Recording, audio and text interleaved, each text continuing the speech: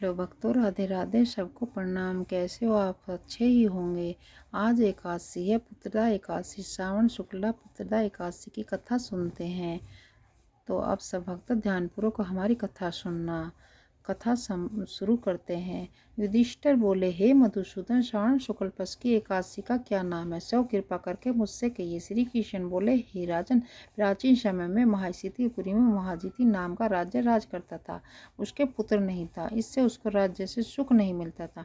बिना पुत्र के इस लोक और परलोक में सुख नहीं है। पुत्र की प्राप्ति के लिए उपाय करते हुए उस राजा का बहुत समय बीत गया, परंतु पुत्र उत्पन्न नहीं हुआ। अपनी वृद्धावस्था देखकर राजा को बहुत चिंता हुई और सभा में बैठकर प्रजा से बोला, हे मनुष्यों, इस जन्म में मैंने कोई पाप नहीं किया। मैं सदैव धर्म के मार्ग में तत्पर रहा हूँ। मेरे पुत्र क्यों नहीं हुआ, इसका विचार करो। ब्राह्मण और प्रजा इस बात को सुनकर आपस में विचार करके सघन वन में गए। वहां घोर तप करते हुए लोमस ऋषि को देखा। उनको देखकर सब प्रसन्न हुए और यथा योग नमस्कार किया। उनको देखकर मुनीश्वर बोले, तुम किस लिए आए हो? इसका कारण कहो, मैं अवश्य तुम्हारा हित करूंगा। हम सरीखे मनुष्यों का जन्म परोपकार के लिए ही है, इससे संशय नहीं है। मनुष्य बोले, हम अपने आने का कारण कहते हैं, आप सुनिए। हम संदेह निवारण करने को आपके पास आए हैं।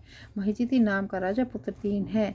हे ब्राह्मण, हम उनकी प्रजा हैं। उनको बिना पुत्र को देखकर उनके दुख से हम दुखी हैं। सो दृढ़ विचार करके हम तप करने को यहाँ आए हैं। हे द्विजोतम, उनके भाग्य से ही उसको आपका दर्शन हो गया। बड़ों के दर्शन से ही मनुष्यों का कार्य सिद्ध हो जाता है। हे मुने, ऐसा उपदेश दीजिए जिससे राजा के पुत्र हो। राजा के पहले जन्म का वृत्तांत ध्यान करके मुनि बोले, पहले जन्म में यह निर्धन और क्रूरता के कर्म करने वाला वेश्य था। एक गांव से दूसरे गांव में जाकर व्यापार करता था। एक समय ज्येष्ठ मास के शुक्ल पक्ष में द्वादशी के दिन मध्याह्न के समय गांव की सीमा पर प्यास से व्याकुल हो गया। वहाँ सुंदर जलाशय को देखकर जल पीने का विचार किया। वहाँ हाल ही की ब्याई गो बछड़े समेत जल पीने को आई। उस वेश्या ने जल पीती हुई गो को हटाकर जल पिया। उसी पाप से राजा पुत्रहीन हुआ।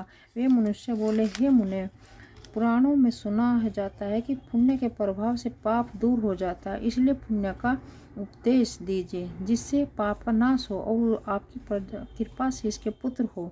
लोमस ऋषि बोले, श्रावण शुक्ल पक्ष में पुत्र नाम की एकादशी प्रसिद्ध है। उसका व्रत विधि पूर्वक करो। रात्रि में जागरण करो, उसका निर्मल पुण्य राजा को दे दो। ऐसा करने से निश्चय राजा के पुत्र होगा। लोमस ऋषि के वचन को सुनकर उनको प्रणाम करके अपने घर को चले गए।